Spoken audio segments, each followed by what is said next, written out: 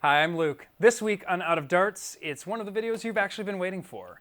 This is Jupiter.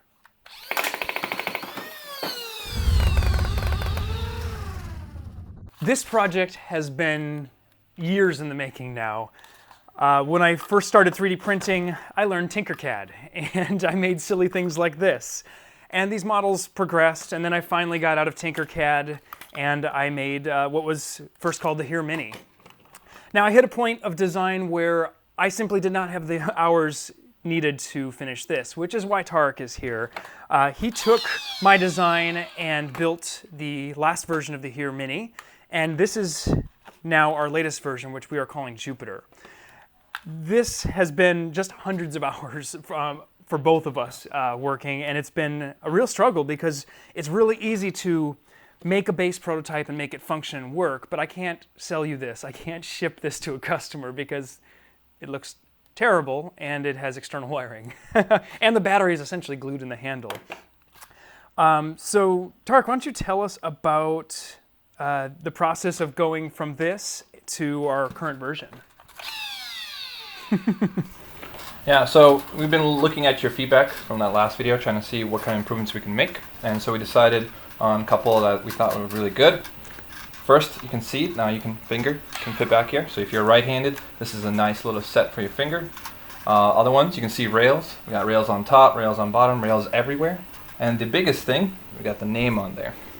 Other changes that might not be obvious from the outside is in here, we use a completely different system. Before it was like a push, a friction fit form. Now we use dedents, and these give us a nice little clip. You can even hear it audibly. Locks in the magazine, doesn't move.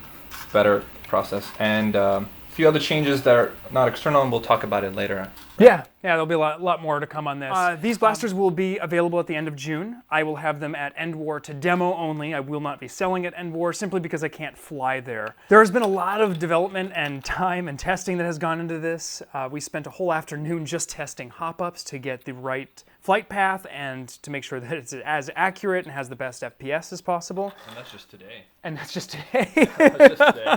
And a few other specs. It obviously takes all the mags that are out there. It does have a hop-up. We may offer a version without a hop-up if you don't want it there, or you could just buy the hop-up and clip it out.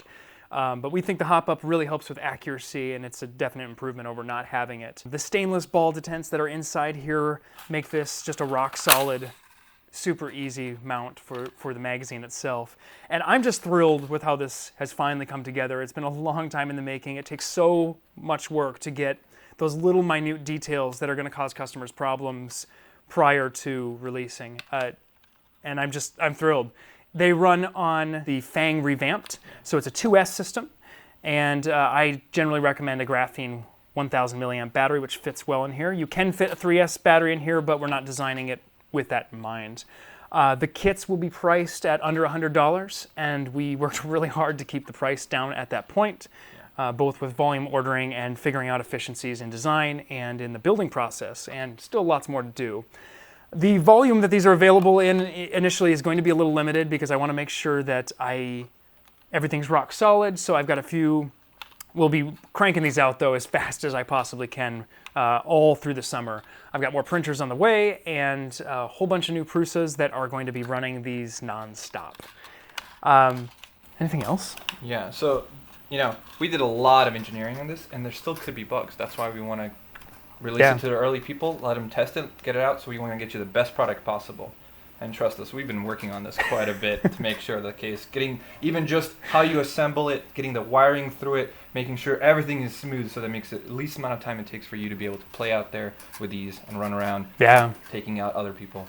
And they are a heck of a lot of fun. I got to play at an airsoft arena, which this blaster shoots 100 FPS, so it's about stock rival.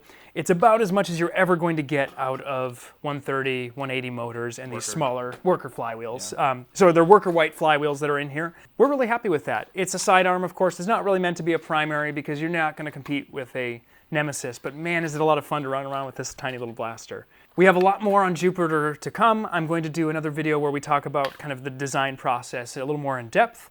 And then I will have another launch video when this is officially up for sale. But if you saw my video a few days ago, you probably saw the rival mag holders. these are a perfect pair together, which I think it'll make it really fun to run around with these 12 mags. If you have any other thoughts about the blasters, suggestions, ideas, we'd love to hear in the comments. We really do pay attention, especially when it's a product like this that we're putting together. And thanks for watching. Until next time, I'm Out of Darts.